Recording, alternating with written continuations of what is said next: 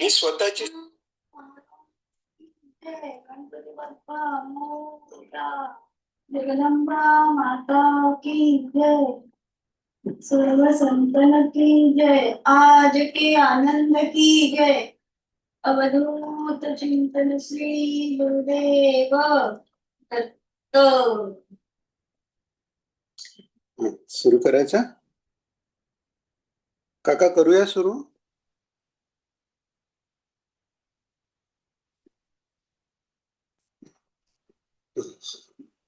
हा, मागच्या वेळी आपण बुद्धिदे रघुनायकामध्ये 11 आणि 12 झालेले आपलेले. संसार नेटका नाही उद्वेग वाटतो जीवी, परमार्थ आकळेना की बुद्धिदे रघुनायका, देईना पूर्वीना कोणी उगेची जनहासती, लौकिक राखता येईना बुद्धिदे रघुनायका. आता इतक्या मोकळेपणाने समर्थांनी हे मांडलेलं आहे. म्हणजे व्यवहारात आपण पाहतो की एखादा जर प्रतिष्ठित व्यक्ती असेल तर तो स्वतःच्या मनाची कधी घालमेल झालेली किंवा असे असहाय्य स्थिती माझी वाटते असं उघड बोलत नाही. कारण तो अहंकार असतो. स्वतःची आप, स्वतःच सो कॉल्ड स्टेटस हे सांभाळून मोजून मापून लोक बोलतात, मुखवटे पसरून असतात. पण संतांचं तसं नाहीये. त्यांचं जे आत आहे तेच बाहेर आहे. बोलल्यासारखे चालित आहे असं समर्थांनी सांगितलेलं आहे एका ठिकाणी. मग त्यांच्यात आणि आपल्यात फरक काय? तर फरक जो इथे आपल्याला लक्षात येईल सर्वात मोठा म्हणजे आपल्याला जर काही कमी पडलं, आपल्याला जर काही त्रास झाला तर आपण कोणतरी मित्र म्हणा, जवळची व्यक्ती म्हणा, असं आपण व्यक्त करतो. पण संत महात्मे त्यांचं जे काही आहे, राग, लोभ, जे काही त्यांना दुःख झालं, काहीही झालं तरी ते धाव घेतात फक्त भगवंताकडे. त्यामुळे मागायचंय ते भगवंताकडे, सांगायचंय ते भगवंताला. आणि मागतायत काय तर फक्त बुद्धी दे रघुनायका. असं मागत नाहीयेत की मला काही आता इथे कोणी देईना पूर्वीना तर रोजच तरी तू दे भगवंता, हे नाही. फक्त बुद्धी दे रघुनायका हे मागतायत ते. आणि मोकळेपणाने सांगतायत हे की कोणी देईना पूर्वीना कोणी काही देत नाहीये. रोजचं जेवणालाही म्हणजे भिक्षाही कोणी देईल असं काही खात्रीने सांगता येत नाही. त्यामुळे कोणीही नाहीये मला. आणि ही जी अवस्था आहे, कोणीही नाही, ती प्रपन्न अवस्था आहे की दुसरा कोणीही नाही. नान्यस्त्राता ना पिदाता न भरता तत्तो देवत्वम शरण्योकारता. तर तेच हे समर्थ म्हणतायत की देणारा दुसरा तुझ्या वाचून कोणी नाहीच आहे, पुरवणारा कोणी नाहीये. आणि हेही ते सांगतायत की पूर्वीना कोणी उगेच जन हासती, लौकिक राखता येईना. म्हणजे तो लोकांमध्ये जे मान्यता आहे तीही राखता येत नाहीये. आणि म्हणून तू काय कर तर बुद्धी दे म्हणून परत मागतायत ते. आणि मनाला आलेली दैन्यावस्थाही सांगतायत. अर्थात त्यांची दैन्यावस्था ही त्यांना खायला प्यायला मिळत नाहीये म्हणून नाहीये. देईना पूर्वीना कोणी म्हणजे ह्याच्यात देत पुरवत नाहीये हे फक्त माझ्या पुरतं नाहीये. ते ह्या सगळ्या दुःखी जनांना पण त्यांचा त्राता कोणी नाहीये हे ते सांगतायत. आणि भगवंताकडे मागतात की या अवस्थेपासून त्यांनाही वर काढायला तू मला बुद्धी दे, हे ते मागणं आहे. आणि एकटं पडल्याची स्थिती आहे. परमार्थ मार्गात पुढे जाताना प्रत्येक साधकाची एका टप्प्यावर ही स्थिती येते की समजून घेणारच कोणी नाही. आत काय चाललंय ते सांगता येत नाही. सांगितलं तरी त्याचं महत्व कळत नाही. कारण मनाचे खेळ वाटतात. मनाचे खेळ वाटतात किंवा काय सगळं चांगलं चाललंय आणि हे काय असले विचार करतायत असाही विचार येऊ शकतो. त्यामुळे ही स्थिती येते. देईना पूर्विता कोणी उगेची जन हसती. म्हणजे एक तर लोक घाबरून काही हे देत नाहीयेत आणि उगेची जन हसती म्हणजे हा आहे एवढूसा याचं ह्याच्या पुरतं खायला प्यायला याला नाहीये आणि हा सगळ्यांना यातनं सोडवायच्या गोष्टी काय करतोय किंवा हा ठामपणे अन्यायाच्या विरुद्ध उभं राहा, रामाचं नाव घ्या, अशा परस्पर विरुद्ध गोष्टी का करतोय हे ही लोकांना कळत नाहीये. त्यामुळे हसतायत लोक. कोणाला ते पोचच नाहीये की एकीकडे तर देवावर भार घाला सांगतायत, दुसरीकडे स्वतःच्या रक्षणाकरता स्वतः उभं राहा म्हणतायत. तर हा जो भाग आहे ना, हा जर कळला तर साधन मार्ग सोपा आहे. की भार घालणं म्हणजे काय आणि कर्तव्य करणं. कर्तव्य कर्म करणं हाही देवावर भार घालणंच आहे. कारण तू सांगितले त्याप्रमाणे मी वागतो, त्याच्या फळाची अपेक्षा मी करत नाही. हे देवावर भार घालणं आहे. हे जेव्हा कळतं तेव्हा परमार्थ मार्ग सोपा होतो. तर तेच आता समर्थ सांगतायत की लौकिक मला राखता येत नाहीये. तो लौकिक राखता आला पाहिजे. तो लौकिक का राखता आला पाहिजे?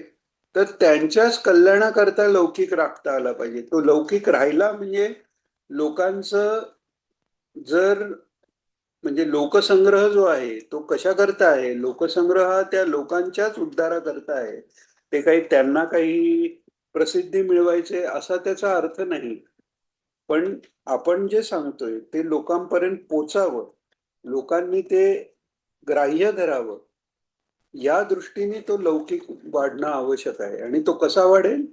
तर तुम्ही दिलेल्या बुद्धीने वाढेल. म्हणून बुद्धी दे लघु नाही.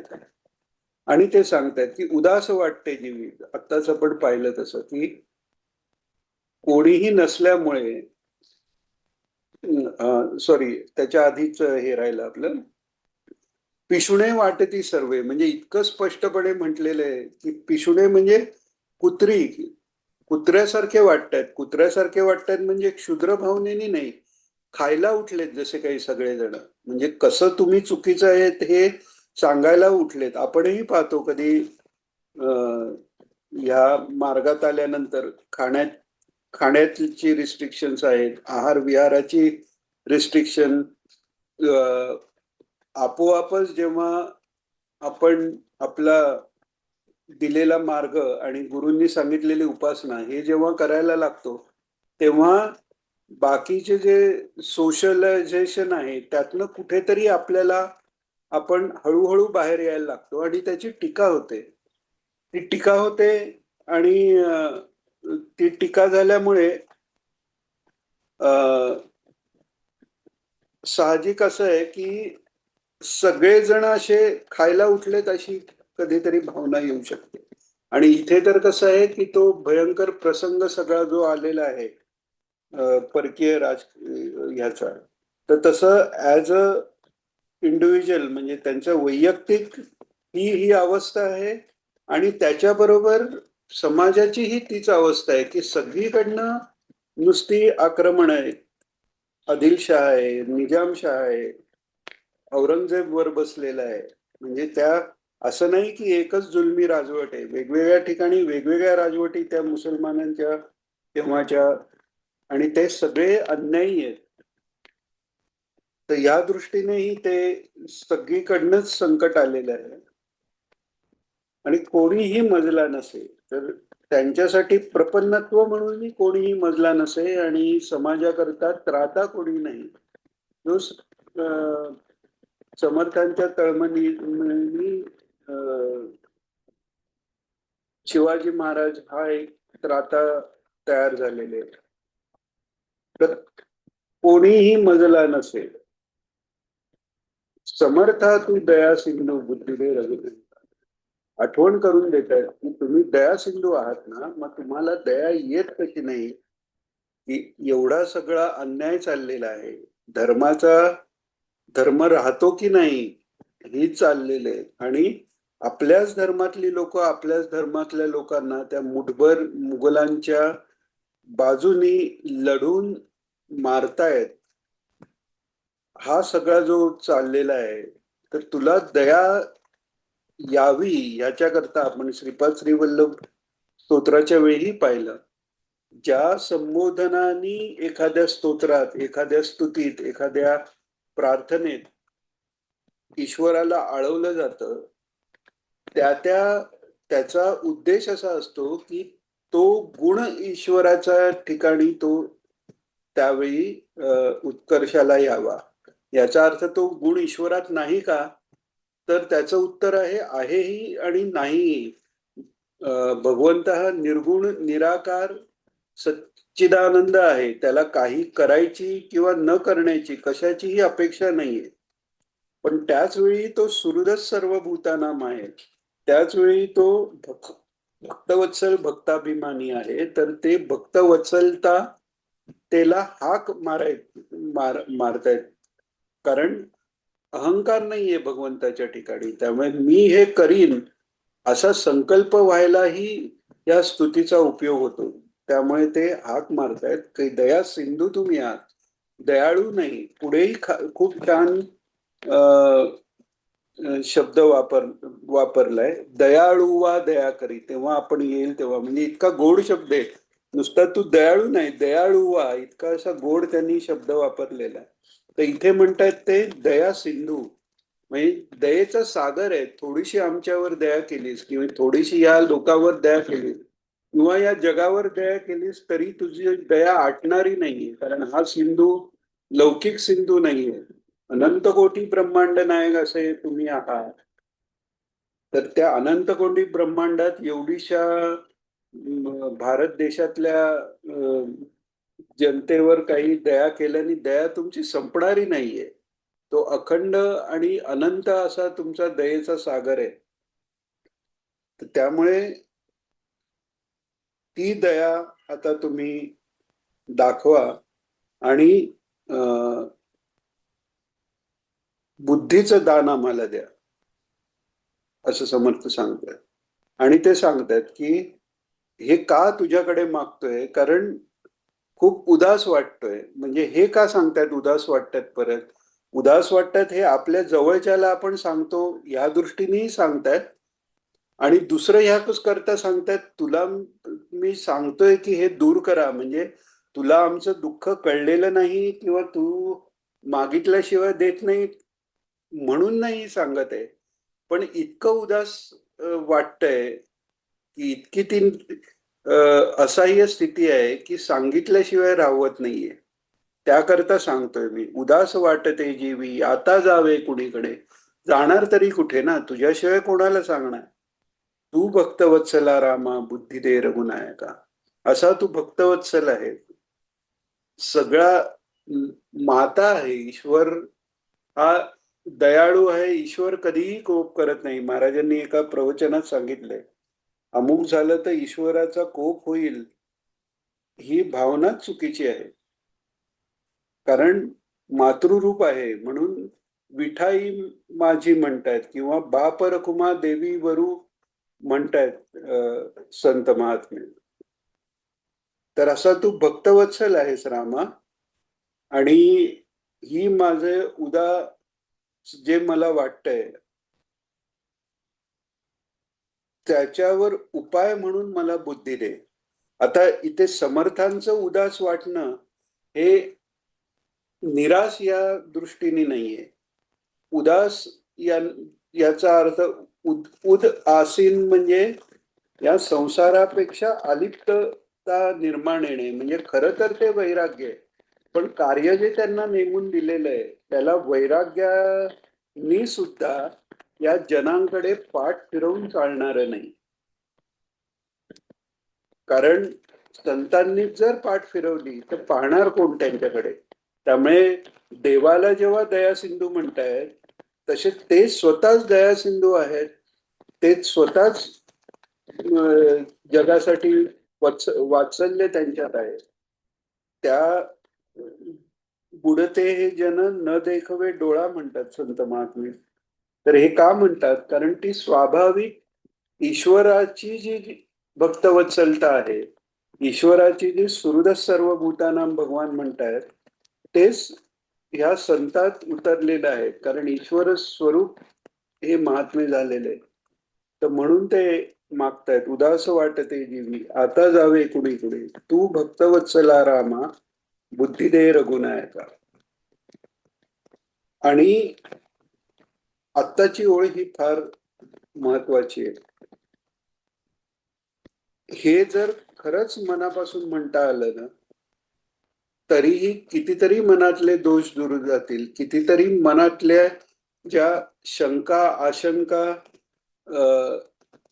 टेन्शन्स स्ट्रेस ही सगळी दूर जातील, जर हे खरोखर मनापासून आपण बोलू शकलो तर. काय म्हणतायत समर्थ? काया वाचा मनोभावे तुझा मी म्हणवी तसे, हे लाज तुझला माझी बुद्धी दे रघुनायका. जसा कसाही मी आहे, अज्ञानी आहे, पापी आहे, काय परमार्थात कळायचंय कळत नाही, संसारही नेटका नाहीये, काहीच धड चाललेलं नाहीये, ह्याला कारणही माझी कर्म असतील कदाचित. हे सगळं जरी असलं तरी मी तुझा आहे देवा, तुझा मी म्हणवीतच आहे. आणि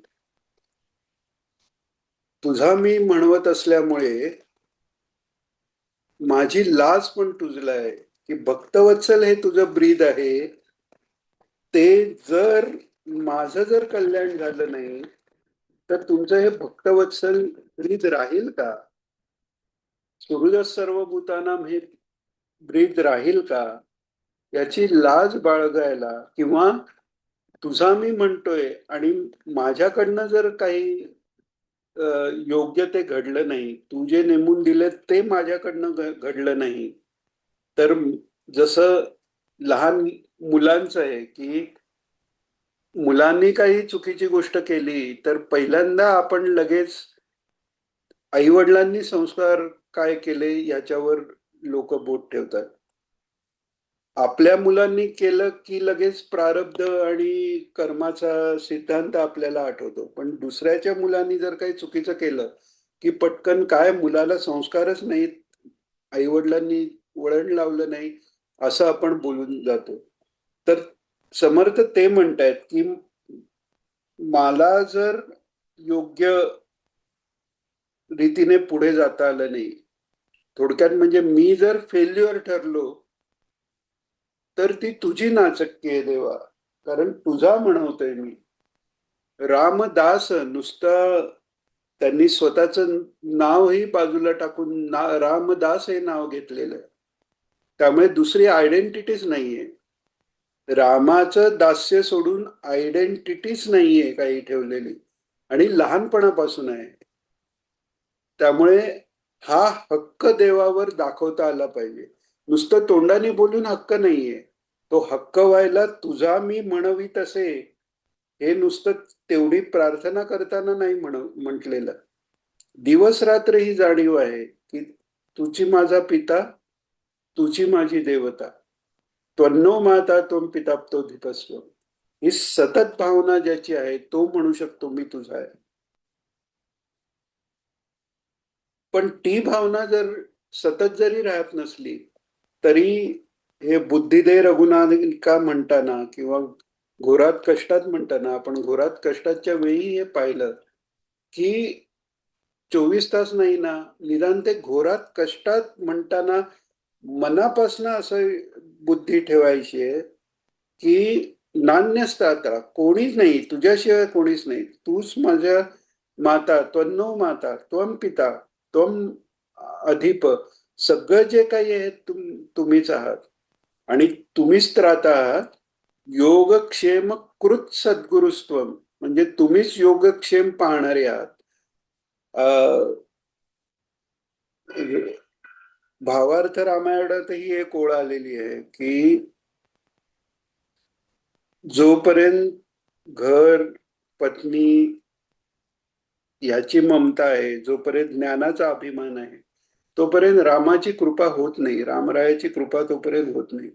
मागे पण आपण पाहिलं, बेलसर यांनी त्यांच्या आनंद साधनामध्ये सांगितलेलं एक वाक्य, ते खूप महत्वाचं वाक्य आहे की जोपर्यंत आपल्याला आपण मिळवलेला पैसा, आपलं घर, आपले नातेवाईक, मित्रमंडळी यांचा आधार वाटतो, तोपर्यंत अध्यात्माला सुरुवात झालेली नाही असं मानावं म्हणून. जो काही सगळा आधार वाटायचा तो एक रामरायाचा, तो एक महाराजांचा. दाता एक रघुनंदन, महाराजही कित्येकदा प्रवचनात सांगतात की इकडे तिकडे काही नाही, मागायचं ते त्याच्याकडे. तर ते कायम भावना होण्यासाठी पटकन ते होणार नाही. त्याकरता ही स्तोत्र आहेत, प्रार्थना आहेत, संत महात्म्यांनी केलेल्या आहेत. त्यामुळे त्यांची ती प्रार्थना म्हणताना जी आर्तता, जी भक्ती आहे, तीच प्रार्थना जेव्हा आपण करतो तेव्हा त्याचा आपल्यालाही लाभ होऊन ते भाव आपल्या आत येऊ शकतात, तेवढ्या तळमळीने प्रार्थना झाली तर. तशी ही प्रार्थना ही खूप महत्वाची आहे. हे म्हणतात की काया वाचा मनोभावे मी तुझा झालोय ना. आधी पण ते म्हणाले, मी टोणपा झालो, नुसतं नाही म्हणाले, तुझा मी टोणपा झालो. म्हणजे फुकट गेलेला असलो तरी पण तुझाच आहे, ही भावना आहे. तर ही जर भावना झाली आणि वाढीला लागली तरीही कल्याण आहे. काया वाचा मनोभावे म्हणजे नुसतं कायेने मी आपला दास आहे आणि मी वरकरणी आपलं एखादं आहे, मंदिरात राहून सेवा करणं आहे किंवा पूजा करणं आहे, जे काही ते नुसतं कायेनी असं नाहीये. कायेनी, वाचेनी आणि मनानी, सगळ्यांनी आणि मनोभावे, पूर्ण भावपूर्ण अंतःकरणाने हे मी सांगतोय की मी तुझा आहे. आणि मी सांगतोय म्हणून नाही, खरंच ते आहे ना. सगळ्या जगताची उत्पत्तीच ज्यांच्याकडनं आहे, स्थिती ज्यांच्यामुळे आहे. उत्पत्ती करतात, पालनही तेच करणारे आहेत. त्यामुळे त्यांचेच आपण आहोत, ही भावना दृढ झाली पाहिजे. आणि त्या भावनेतनं समर्थ मागतायत की कायावाच्या मनोभावे तुझा मी म्हणवी तसे, हेलाज तुझला माझी बुद्धी दे रघुनायका.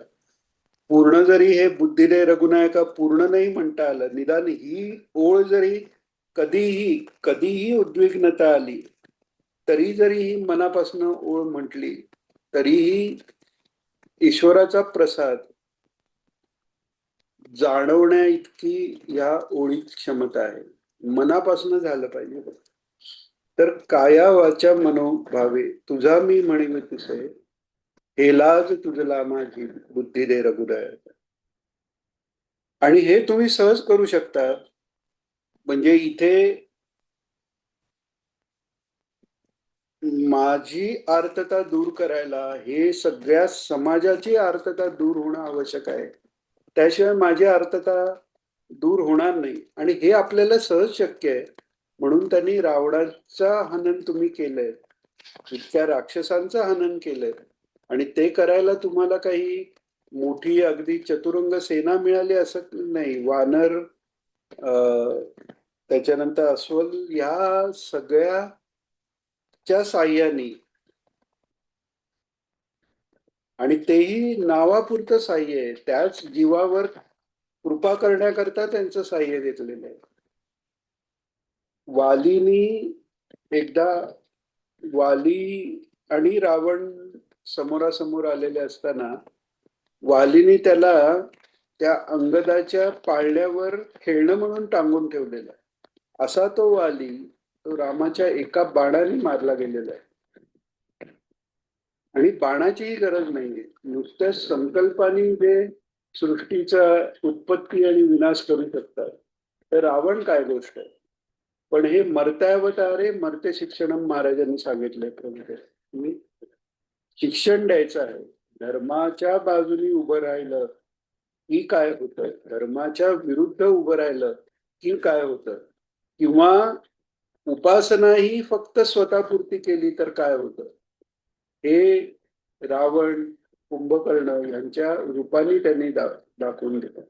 आणि राक्षस कुळात ला जन्म असून सुद्धा जर रामाची भक्ती केली, धर्माच्या बाजूने उभं राहिलं तर काय होतं, हे बिभीषणाच्या उदाहरणाने दाखवून दिलं आणि वानरांच्या उदाहरणाने ते दाखवून दिलेलं आहे. तर काय केलंय तुम्ही तुमच्या अवतारात, तर फक्त सगळ्या लोकांना सोडवलं, सीतेला सोडवलं एवढं फक्त नाही, सोडविल्या देवकोटी म्हणजे वेगवेगळ्या कोटीचे जे देव आहेत, ग्रह आहेत, ते नवग्रह रावणाने स्वतःच्या सिंहासनाच्या पायाशी ठेवून दिलेले. शनीच्या ला उपडा करून त्याच्यावर पाय देऊन बसायचा रावण, हे सामर्थ्य आहे. बाकी सगळे देव घाबरत आहेत. इंद्राचा पराभव मुलाकडनं त्यांनी करून घेतलेला आहे. हे सगळं असताना रामरायांनी त्या सगळ्यातनं त्या सगळ्या देवांनाही बाहेर काढलेलं आहे. याची आठवण ते करून देतात. सोडविला देवकोटी भुभार फेडीला बळे, स्वतःच्या बळाने सगळा भुभार फेडलेला आहे. जो भूमीला या राक्षसांचा जो भार झालाय तो सगळा नाहीसा केला तुम्ही. आणि तीच वेळ आता आहे. या अन्यायकारी जे राजे तेव्हाचे आहेत, मुघल आहेत, आणि म्हणजे औरंगजेब, आदिलशहा, निजाम आणि हिंदूही जे त्यांचे सरदार आहेत, तेही त्यांना बळ पुरवत आहेत. यांच्यापासून सगळ्याला बाहेर काढणं हे तुमच्यासाठी काही कठीण नाही, कारण रावणासारख्या पासून तुम्ही देवांना बाहेर काढलेला आहे. उभार सगळा दूर केलात, भूमीचा भार दूर केलात. असा भक्तांसाठी तुमचा मोठा आश्रय आहे. म्हणजे मगाशी जे म्हणाले, म्हणजे आधी जे समर्थ म्हणाले की आश्रय काही राहिलेला नाही, म्हणजे एवढे तुम्ही आश्रय देणारे, सगळ्या जगाला आश्रय देणारे तुम्ही आहात, आणि या जनाला आश्रय नाही, तेव्हा तो तुम्ही द्या. आणि तो कसा द्या, तर बुद्धी द्या की ज्यानी सगळा बाकीचा जो भाग आहे तो आपोआप होणार आहे. पंचायतन यागातही आपण पाहिलेलं आहे, ईश्वर वेगवेगळ्या रूपाने येऊन जे संरक्षण करतोय, जे बुद्धिप्रकाश करतोय, संरक्षण करतोय, मार्गावर आपल्याला पुढे नेतोय, मुक्ती देतोय, भावासक्ती देतोय, ही वेगवेगळी रूप जी ईश्वराची आहेत, ती सगळी बुद्धीचा विकास करणारी रूप आहेत. तर त्यामुळे हे पक्क समर्थांना इतक्या लहान वयातही माहिती आहे, आणि म्हणून ते म्हणतायत की सगळ्या भक्तांना तूच एक आश्रय आहेस, त्यामुळे आम्हाला सर्वांना तुम्ही आश्रय द्या.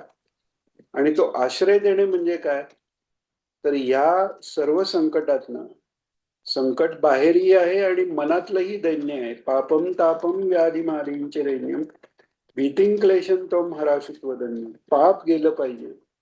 ताप दूर व्हायचा असेल तर तापाचं कारण पहिल्यांदा पाप बंद केलं, ताप घालवला, व्याधी माधी आधी व्याधी मनाची व्यथा, मनाचे दुर्बलता, आणि दैन्य म्हणजे मनाची दुर्बलता हे दूर केली पाहिजे. म्हणजे दुःख गेलं तरी परत दुःख येईल, किंवा आपण कमी आहोत, मुघल सगळे गेले तरी मनात भीती असू शकते ना, हे गेले दुसरे कोणी येतील, किंवा छोटं जरी दुसरं आलं तरी फक्त घाबरून त्याला शरण जाणं आणि तसंच घडलं ना, मुघल गेले, नंतर इंग्रज आले, मुठभर इंग्रज आले आणि त्यांनी राज्य केलेलं. कारण दैन्य, तर ते दैन्यही जायला पाहिजे. नुसती आत्ताचं संकट जाऊन बाहेरचं संकट जाऊन उपयोग नाही. मनाचं दैन्य हे मनाचं संकट आहे. अन्यायाविरुद्ध आपण राहत नाही उभे, हे मनाचं दैन्य आहे सांगतायत. अन्यायाच्या विरुद्ध कसं उभं राहावं याकरता समर्थांचा अवतार आहे. ब्राह्मणांनी ब्रह्मतेज कसं असतं हे दाखवायला, आणि शिवाजी महाराजांचा अवतार आहे क्षात्रतेज कसं असं असतं ते दाखवायला. तर हे तेज समाजात निर्माण झालं पाहिजे याकरता समर्थांचं कार्य आहे, आणि ते आजही तितकंच व्हॅलिड आहे. ते तेज निर्माण झालं पाहिजे. तो अन्यायाची चीड हा काही क्रोध दोष नाहीये, हा गुण म्हणून सांगितलेला आहे. ती चीड व्यक्त करायची ब्राह्मणाची तऱ्हा वेगळी असेल, क्षत्रियाची तऱ्हा वेगळी असेल, पण जर आततायी असला तर ब्राह्मणालाही शस्त्र हाती घ्यावं असं शास्त्र सांगतंय. तर ही सर्वांना ती बुद्धी व्हावी आणि ह्यांना त्या मानसिक स्थितीपर्यंत नेण्याचा साठी जे कार्य माझ्यावर आहे ते नीट होण्यासाठी मलाही बुद्धी द्यावी, अशी ही प्रार्थना आहे. एकीकडे आपल्या या श्रेष्ठ कार्याची जाणीवही आहे, आणि दुसरीकडे आपण कोणीही नाही असं निरहंकारित्व, अकिंचनत्व पण आहे. म्हणजे कोणीही मला नाही, किंवा मला खायला प्यायला नाही, ते खायला प्यायला मिळावं म्हणून प्रार्थना नाहीये. थोडक्यात म्हणजे मी अकिंचन आहे, माझं मला रोजचं पुरेल एवढं पण मला करता येत नाही. जे काही करणार आहेस तो तू आहेस, हे ते अकिंचनत्व आहे, म्हणून ते तसं समर्थांकडनं बोललं गेलेलं आहे.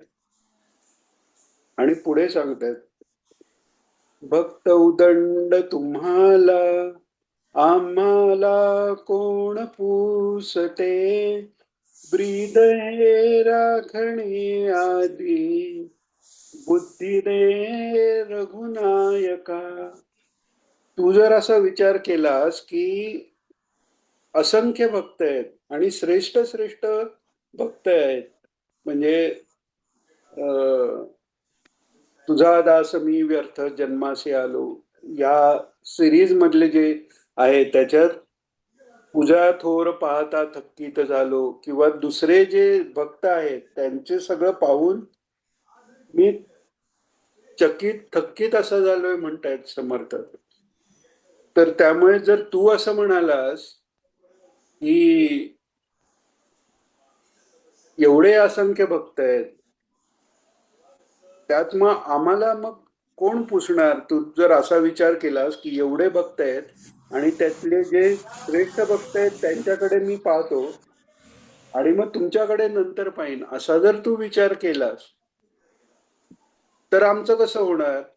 त्यामुळे बाकी काही विचार करू नकोस, आधी स्वतःचं ब्रीथ पाळ. ब्रीथ काय आहे तर भक्तवत्सल भक्ताभिमानी आहे तू, आणि सकल जीवांचा सांभाळ करणारा तोय. सकल जीवांचा करीतो सांभाळ, तुझं मोकलीला असे नाही, नाथ महाराज म्हणतात. तसं आहे, तो सकळ जीवांचा प्रतिपाळ करणार आहे. द्विसहस्रीच्या सुरुवातीलाच दत्तावताराचा उद्देश आला आहे, का दत्तावतार झाला. तर त्यातलं एक आहे की अत्री अनुसूयेला जो वर दिला तो वर खरा करण्याकरता ते आले, पण त्याच्याबरोबर हेही म्हटलेलं आहे की दृष्ट्वा जना विविध कष्टवर्षान दयालू रात्वा सकलार्थी हरोत्र दत्ता.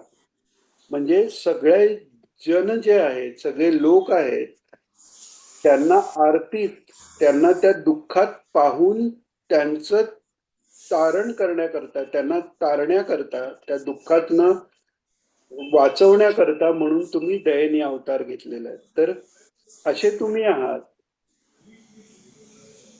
म्हणजे एका भक्ताकरताही अवतार आहे, अनुसूया माते करता अवतार झालेला आहे, पण त्याबरोबर सर्व जनांना जे दुःख झालेले त्यातून बाहेर काढण्याकरताही अवतार आहेत. आणि तेच आता इथे समर्थ जाणीव करून देत आहेत की मी कसा आहे किंवा मी किती भक्त आहे हा संबंधच नाहीये. तुझं काय जे ब्रीद आहे ते आधी पहा म्हणतात ते. इतकी ती तातडी आहे की ते बाकी सोडून दे. तुझं ब्रीद आहे ना, भक्तवत्सल तू आहेस ना, मग ते पहिल्यांदा पाळ ना ब्रीद, असं ते सांगतायत. आणि ते ब्रीद पाळायचं म्हणजे काय करायचंय? येऊन या सगळ्यांचा नाश कर वगैरे काहीच मागत नाहीये. ब्रह्मतेज आहे, हे तेज आहे, की ते मागतायत ते बुद्धी मागतायत. गायत्री पुरस्चरण झालेलं आहे. 12 गायत्री पुरस्चरण करून पत्रिकेतल्या 12ही स्थानांची शुद्धी त्यांची झालेली आहे. सवितृ देवता पूर्ण प्रसन्न आहे. बुद्धीचा विकास झालेला आहे. पूर्ण बुद्धीत प्रकाश झालेला आहे. क्लॅरिटी आहे. काय योग्य, काय अयोग्य, केलं काय पाहिजे, आत्ता आवश्यक काय आहे, या सगळ्याची पूर्ण क्लॅरिटी आहे. तरीही प्रार्थना अशी आहे की मला काही कळत नाही, तू सांग. कारण हीच खरी क्लॅरिटी आहे की करणारा ईश्वर आहे, देणारा ईश्वर आहे. आणि तो कसा देणार आहे? जेव्हा ईश्वर आपली काळजी वाहतो, आपण संतांच्याही गोष्टी वाचतो की त्यांना अमुक अडचण आली, मग कोणीतरी येऊन असं हे केलं. ते कोणीतरी येऊन त्यांना त्यावेळी मदतीला पोचणं हे कसं होतंय? तर त्यांच्या त्यांच्या बुद्धीला प्रेरणा ईश्वर करून त्या भक्ताचे त्यावेळेचं संकट तो दूर करतोय. तर ही पूर्ण जाणीव समर्थांना आहे. आणि म्हणून ते मागताना फक्त हेच मागतायत, बुद्धी दे रघुनायका, मला बुद्धी दे, सर्वांना बुद्धी दे, हे ते मागणं आहे. म्हणून हे म्हणतायत की आधी तुझं ब्रीद राख आणि आम्हाला बुद्धी दे. आणि हे का? कारण उदंड ऐकली कीर्ती, थोडीशी कीर्ती नाही. अमुक इथे गेलं तर थोडस 100, 200, लाख, 2 लाख, 1 कोटीचं डोनेशन मिळेल, एवढूस नाहीये. लिमिटेड नाहीये, उदंड आहे. कीर्ती तुमची उदंड आहे कारण देणारे तुम्ही उदंड आहे. महाराजांनी प्रवचनात सांगितलंय, राम एकदाच देतो. राम एक बाणी